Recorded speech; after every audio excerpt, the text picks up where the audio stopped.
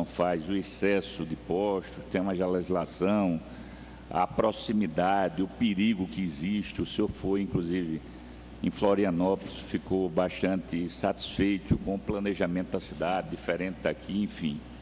Eu pergunto, quando é que o Ministério Público fez uma visita à SMCCU ou encaminhou algum documento questionando o número excessivo de postos? O MP Alagoas foi proativo em procurar saber esse excesso de postos em Alagoas?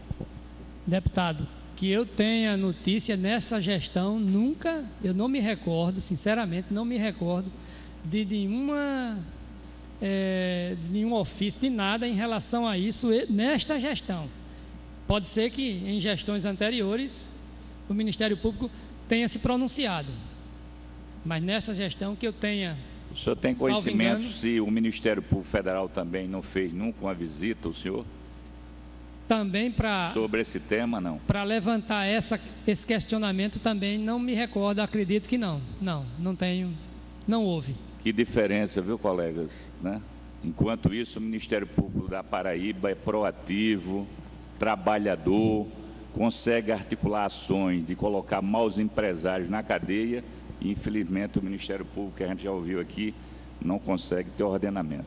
E, para finalizar, a gente verifica o seguinte: o presidente do Sindicato dos Combustíveis, doutor Henrique Toledo, filho do ex-presidente da Cooperativa dos Usineiros, ele denuncia que tem excesso de postos, verbaliza na imprensa. Eu pergunto, alguma vez o Sindicato dos Combustíveis teve alguma ação concreta junto à SMCCU para evitar a construção de novos postos? Eu havia dito, eu acho que em algum momento eu coloquei que houve, no início de 2005, uma reunião lá na SMCCU. Esteve presente o doutor Mário Jorge Uchoa, que atualmente é o Procurador-Geral do Estado, ele era o presidente do Sindicato dos Combustíveis, discutindo essa questão. E ele colocava naquela ocasião o seguinte: mas Edinaldo, como é que pode a SMCCU emitir uma permissão para a instalação de novos postos, se a lei não permite? E eu dizia para ele: olha, doutor Jorge, se a lei não permite, a SMCCU não emite. Essa permissão que o senhor está colocando, com certeza deve ser algo do passado, algo que já tinha sido anteriormente concedido e que a gente não tinha como reverter. Por quê? Porque ele já tinha uma aprovação prévia do município de Maceió. Então, quer dizer, depois houve uma nova reunião sobre isso, foi quando surgiu esse parecer do doutor Paulo Nicolas. Parecer esse que foi derrubado em todas as ações movidas pelos interessados, todas. Nenhuma ação, tá certo? O parecer se sustentou.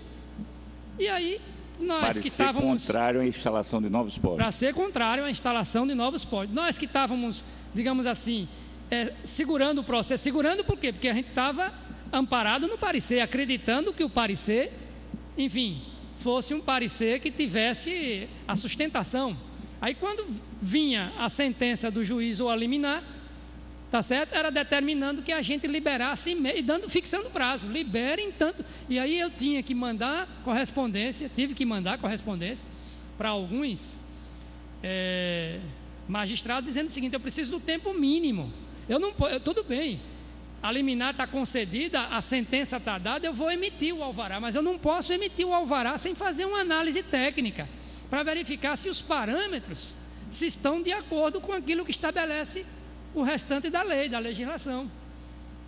Eu até pedi que esse ofício fosse preparado por um procurador e encaminhado pela Procuradoria para os magistrados, me concedendo um prazo maior, para que a gente não ia digamos assim, não ia deixar de dar a permissão, mas a gente, para dar a permissão, tinha que dar a permissão de forma responsável, analisando o restante, o projeto não tinha sido apreciado. Como é que eu ia dar uma coisa que não tem sentido? Como é que eu posso dar uma permissão se eu nem analisei o projeto?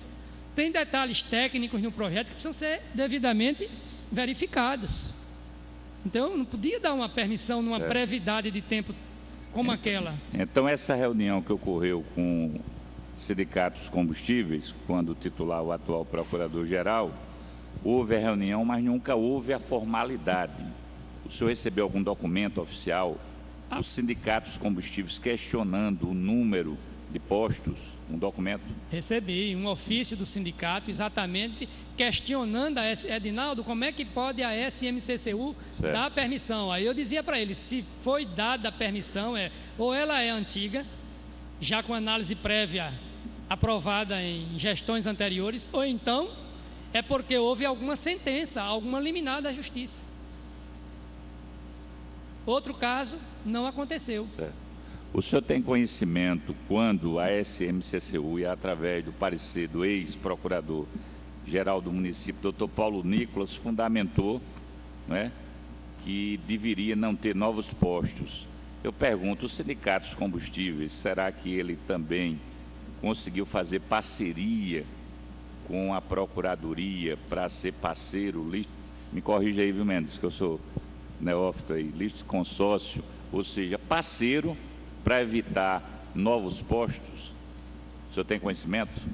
Se os sindicatos de combustíveis... O que eu tenho são as palavras do doutor Mário Jorge Uchoa, quando ele disse textualmente lá na SMCCU, na sala de reunião, ele disse que iria, trabalhar para que nenhum novo posto de combustível fosse instalado, porque não tinha sentido, já existia um excesso na quantidade de postos de combustível. Foi isso que... Agora, o desdobramento disso, aí eu não sei se ele continuou focando essa questão, se ele, qual o tipo de trabalho que ele fez, eu não sei. A verdade é que o que nós temos hoje e que nós temos que respeitar e seguir até que seja mudado é o Código atual de Urbanismo e de Edificações, é a Lei 5593.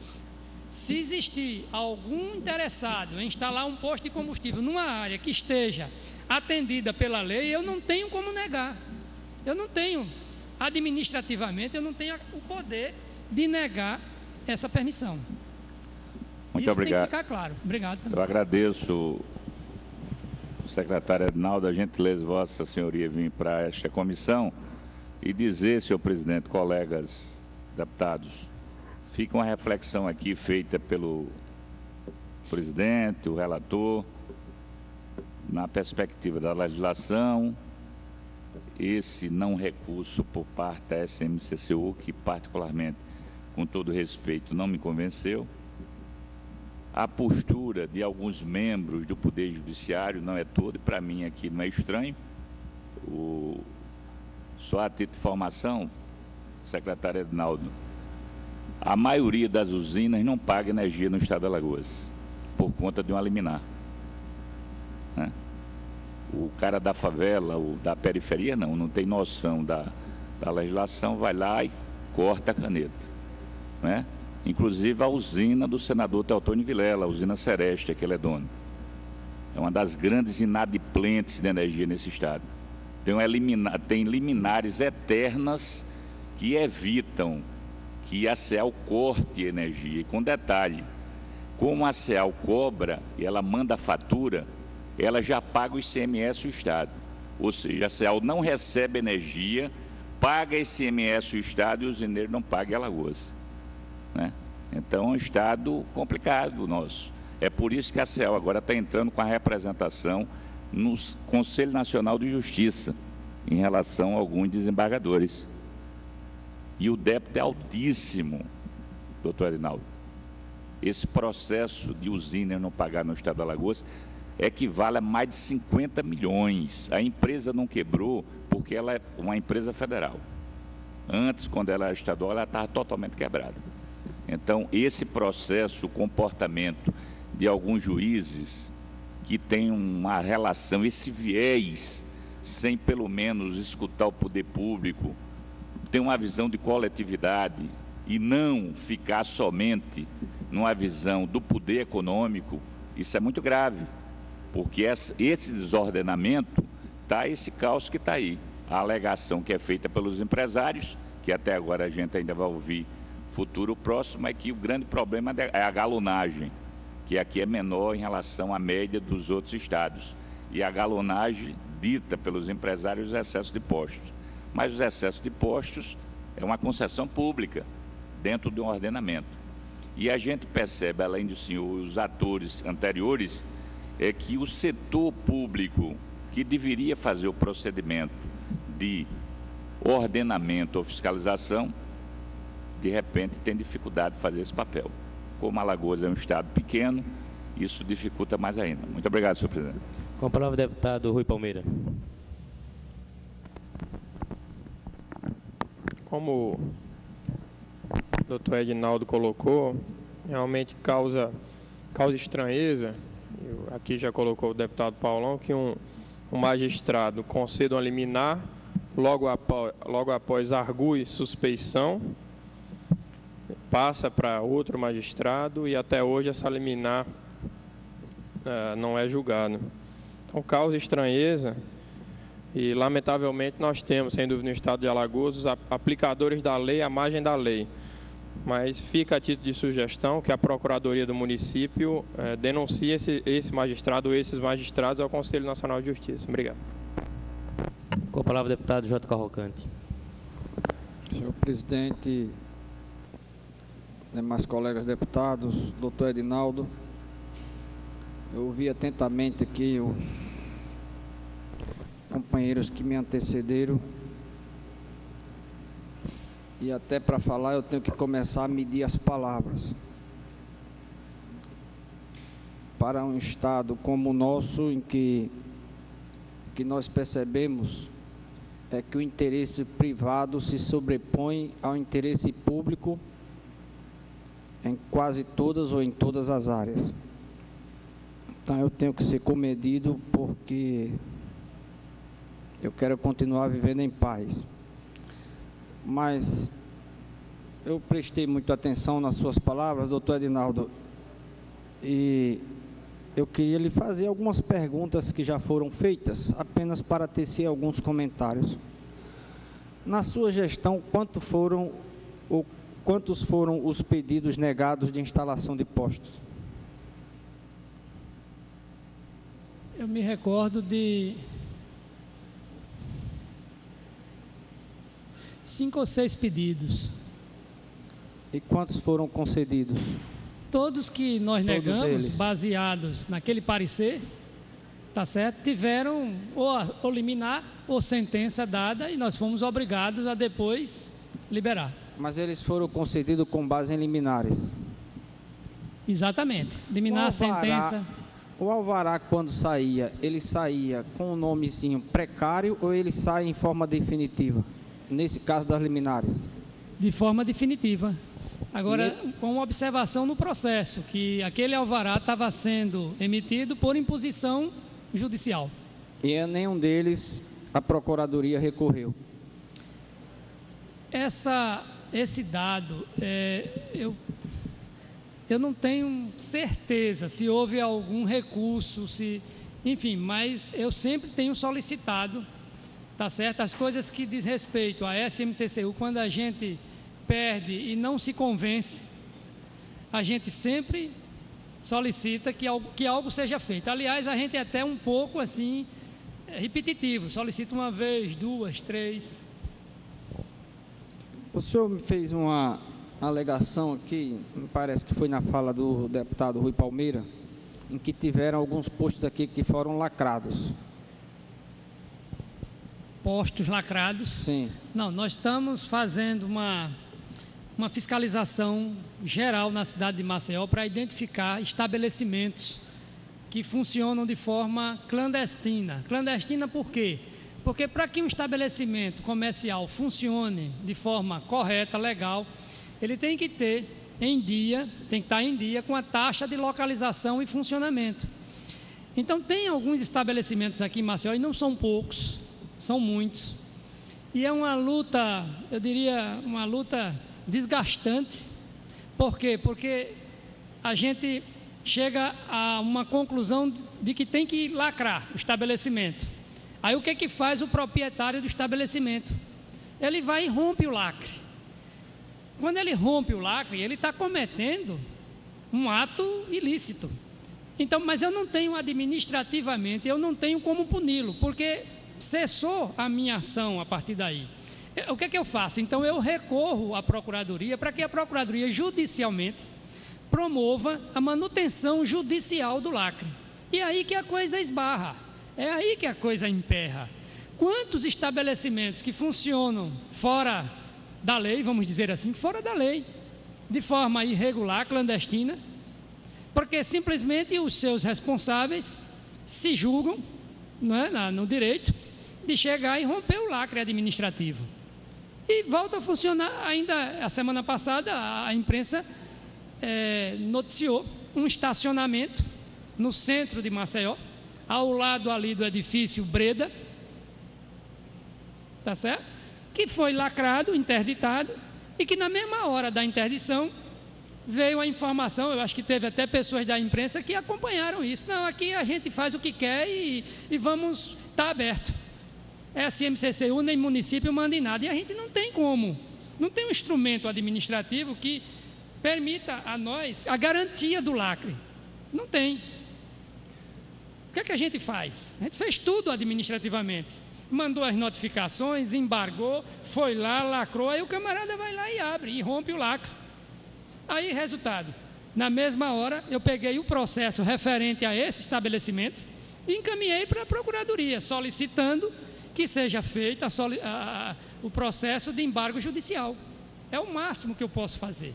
Disso o senhor obteve resposta? Eu ainda não tive qualquer resposta sobre se alguma providência de natureza jurídica foi adotada, mas com certeza a nossa Procuradoria tem à frente o doutor Diógenes Tenório e todo um elenco de procuradores. Eu tenho um grande respeito, tá certo, àquelas pessoas dali da Procuradoria. Eu, enfim, tem um que lida diretamente comigo, que eu citei aqui o nome, doutor Davi Ferreira da Guia, uma pessoa que, de minha parte, até hoje, merece toda a admiração, todo o respeito, pela competência, pela precisão, enfim, pela velocidade, inclusive, com que ele consegue colocar no papel aquilo que a gente deseja, no sentido de defender os interesses da SMC, o interesse de Maceió, os interesses que estão lá registrados nas leis. Então, o senhor diria que a Justiça tem sido ágil na concessão de liminar para a instalação de postos e que tem sido demorada quando a Procuradoria-Geral do município solicita que os postos lacrados continuem sendo lacrados? Olha, eu acho que tem caso e casos. Então, seria mais conveniente que a gente pegasse um caso específico, 2, 3 casos, para a gente tomar como referência. Porque nesta situação, quem foi o juiz dessa situação, quem foi o juiz naquela outra situação? Porque senão a gente pode aqui, enfim, generalizar. E quando você generaliza, em toda a área, em toda a esfera, há sempre aqueles que fazem o máximo e aqueles que não fazem. Há aqueles que fazem o melhor e há aqueles que não fazem. Então, eu acho que seria melhor se a gente pudesse especificar, levantar, caso a caso. Quais são, processo por processo, que a gente tem condições de fazer isso. Quais são os casos que já estão resolvidos? Quais são os que não estão resolvidos? Quais são as invasões dessa cidade de Maceió e como são centenas? Que coisa impressionante. Então, quer dizer, é uma cidade que tem dificuldade de mobilidade. Como é que pode?